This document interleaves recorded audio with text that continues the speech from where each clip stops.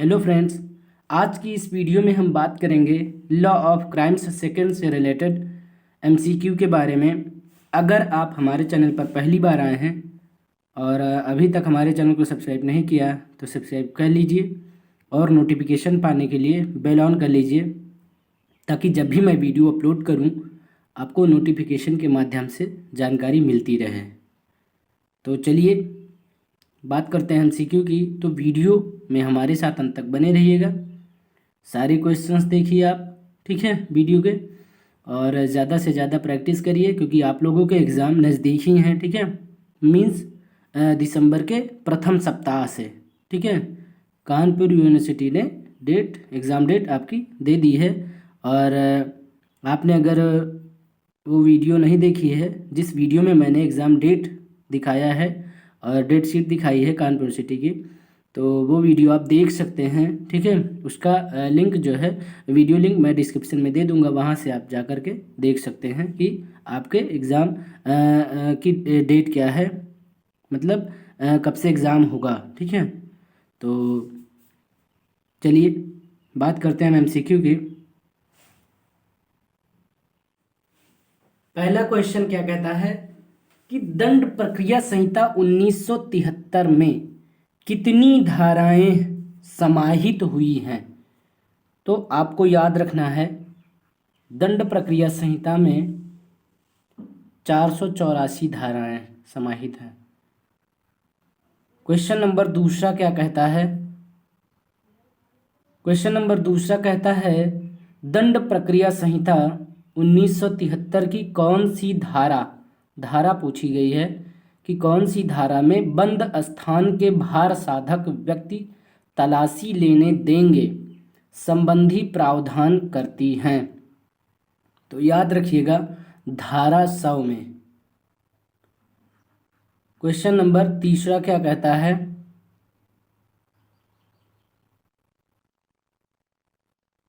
Question number तीसरा कहता है जब कोई दस्तावेज या जांच किसी ऐसे व्यक्ति के आधिपत्य में हो जो उसे प्रस्तुत नहीं करना चाहता हो, तो न्यायालय ऐसे दस्तावेजों को चीज़ों की तलाशी के लिए जो वारंट जारी करता है उसे क्या कहते हैं? तो याद रखिएगा, तलाशी वारंट कहते हैं। ए ऑप्शन बिल्कुल सही है आपका। क्वेश्चन नंबर 4 क्या कहता है? दंड प्रक्रिया संहिता 1973 की धारा 102 में प्रावधान है कि एक पुलिस मात्र किस आधार पर जांच कार्यवाही कर सकती है। तो आपको याद रखना है, संदेह के आधार पर एक पुलिस जो है वो जांच कर सकती है। क्वेश्चन नंबर 5 कहता है कि दंड प्रक्रिया संहिता 1973 की धारा 95 के अंतर्गत शासकीय अधिसूचना के अधीन शासन पक्ष में क्या जब्त किया जा सकेगा। तो याद रखिएगा आप लोग, इसमें समाचार पत्र, पुस्तकें और दस्तावेज, ठीक, ये सारी चीज़ें जब्त किया जा सकेगा, ठीक। तो यहाँ पर डी ऑप्शन आपका सही होगा, ये सभी।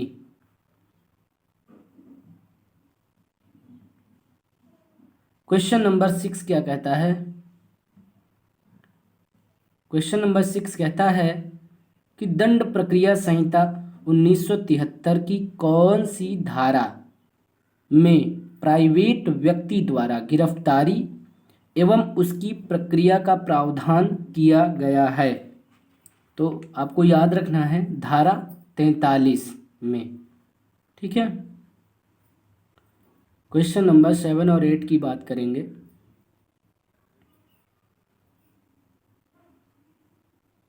क्वेश्चन नंबर 7 कहता है कि निम्नलिखित में से कौन सी प्रक्रिया न्यायिक प्रक्रिया है।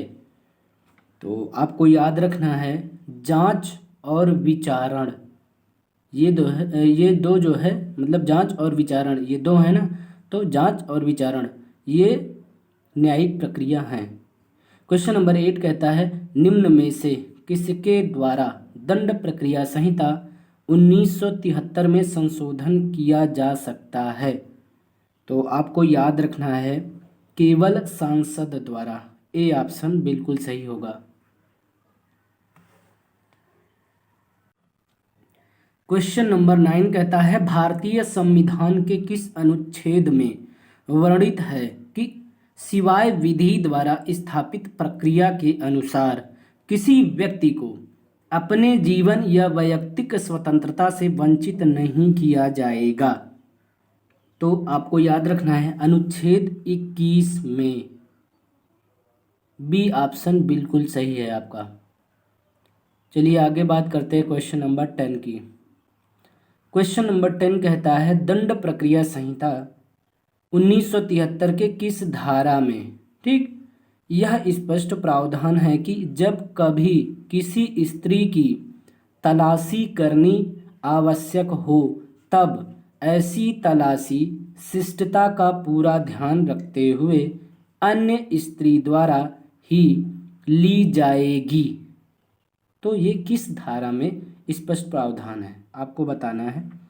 तो याद रखिएगा धारा 51 के 2 में, धारा 51 के 2 में। क्वेश्चन नंबर 11 की बात करते हैं। क्वेश्चन नंबर 11 कहता है कि दंड प्रक्रिया संहिता 1973 की किस धारा में यह प्रावधान है कि अभियुक्त की अभिरक्षा लेने वाले व्यक्ति का यह कर्तव्य होगा कि वह अभियुक्त के स्वास्थ्य तथा सुरक्षा पर युक्ति युक्त सावधानी रखेगा। तो आपको याद रखना है धारा 55 का में, मतलब सी ऑप्शन आपका बिल्कुल राइट है, बिल्कुल करेक्ट है, ठीक है। क्वेश्चन नंबर 12 क्या कहता है? क्वेश्चन नंबर 12 कहता है कि दंड प्रक्रिया संहिता 1973 की कौन सी धारा तलाशी वारंट के जारी करने के संबंध में प्रावधान करती है? तो याद रखिएगा धारा 93। क्वेश्चन नंबर 13 क्या कहता है कि दंड प्रक्रिया संहिता 1973 की धाराएं 82 और 83 में फरार व्यक्ति के लिए डॉट डॉट डॉट रिक्त भरना है यहाँ पे, एवं उसके फिर डॉट डॉट डॉट के संबंध में प्रावधान किया गया है। तो फरार व्यक्ति के लिए आपको याद रखना है यहाँ पे उद्घोषणा भरना है, ठीक है, पहले वाले खाने में, ठीक। फरार व्यक्ति के लिए उद्घोषणा एवं उसके फिर यहाँ पर डॉट डॉट करके संपत्ति की कुर्की, ठीक है। तो ए ऑप्शन आपका यहाँ पर बिल्कुल सही होगा। क्वेश्चन नंबर 14 की बात करते हैं। क्वेश्चन नंबर 14 कहता है निम्नलिखित युग्मों में से कौन एक सुमेलित नहीं है, ठीक है, आपको बताना है। तो याद रखिएगा पुलिस रिपोर्ट, पुलिस रिपोर्ट जो है वो धारा 2 का में नहीं है, ठीक। तो ये सुमेलित नहीं है। असंज्ञेय अपराध धारा 2 ठा में सुमेलित है, संज्ञेय अपराध धारा 2 गा में सुमेलित है, वारंट मामला धारा 2 भा में सुमेलित है, ठीक है। तो कौन एक सुमेलित नहीं है? पुलिस रिपोर्ट धारा 2 का, ठीक, पुलिस रिपोर्ट धारा 2 का में नहीं होती है, याद रखिएगा ए ऑप्शन सही है। चलिए बात करते हैं क्वेश्चन नंबर 15 की।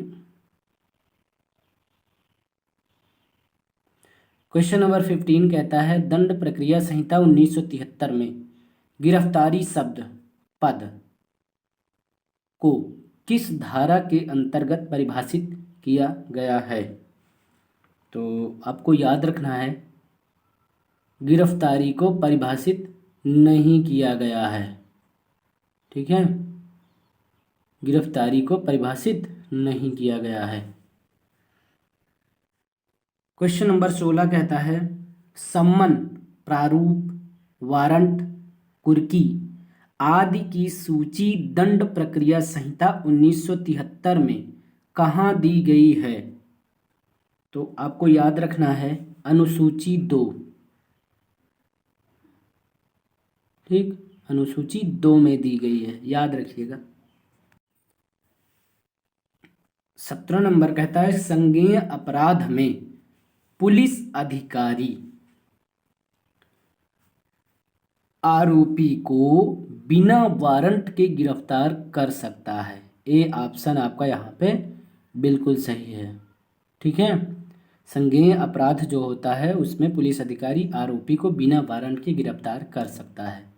क्वेश्चन नंबर 18 क्या कहता है? क्वेश्चन नंबर 18 कहता है 18 कहता है कि दंड प्रक्रिया संहिता 1973 की किस धारा में फरार व्यक्ति की संपत्ति की कुर्की के संबंध में प्रावधान किया गया है? तो आपको याद रखना है धारा 83 में। चलिए आगे बात करते हैं क्वेश्चन नंबर 19 की। क्या कहता है?